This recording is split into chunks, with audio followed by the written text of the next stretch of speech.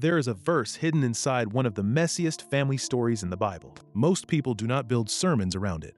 Most people pass it because the chapter is complicated.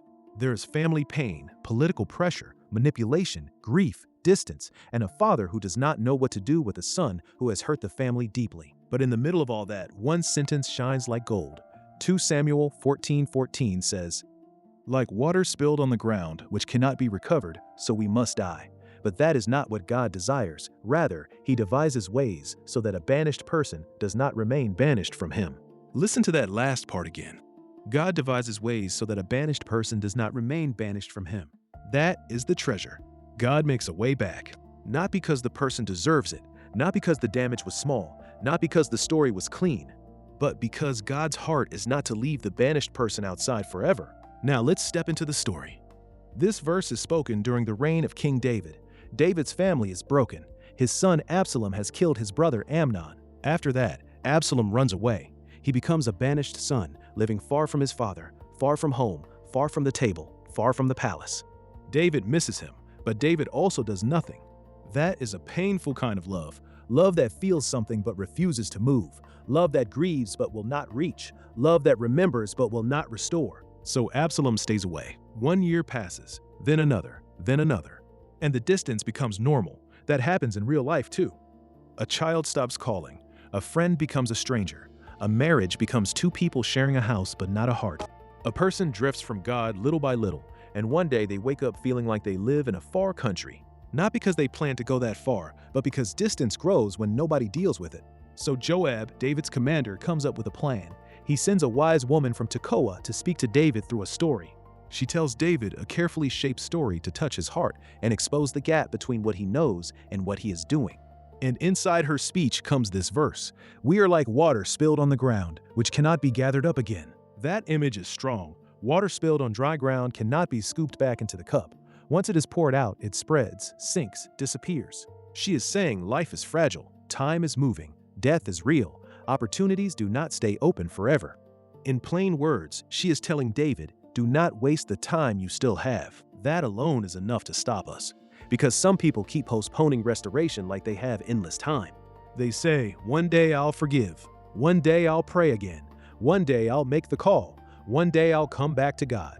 But life is like water on the ground. It does not wait for us to be ready. It keeps moving. Then the verse turns from human weakness to God's mercy. But God does not take away life. He devises ways so that a banished person does not remain banished from him. Now we have to be careful here. This woman is speaking inside a complicated situation. She is not giving David a simple excuse to ignore justice. Absalom really did wrong. The family really was damaged. Pain was real. But even in that messy setting, her words reveal something deep about the heart of God. God is not casual about sin, but God is serious about restoration. God does not pretend the wrong did not happen, but he also does not delight in leaving people far away. That is the balance many people miss. Some people think mercy means God does not care about what happened. No, mercy does not erase truth. Mercy opens a way through truth. God's mercy does not say, it was nothing. God's mercy says, bring it into the light, and I can still make a way back. That is why this verse is so powerful. It does not say the banished person finds a way. It says God devises ways. That means God thinks about restoration. God plans mercy. God makes room for return. God is not standing at a distance saying, figure it out. He is the one making the road home. Think about that. Before the prodigal son ever walked back, the father was already watching the road. Before Peter preached again, Jesus had already prepared a breakfast by the sea. Before Jonah prayed from the belly of the fish, God had already appointed mercy in the middle of judgment. Before the cross stood on Calvary, God had already planned a way for lost people to come home. This is not an accident in God's character. This is who he is. God makes a way back. And maybe someone listening needs that sentence more than anything else. You are not too far for God to reach.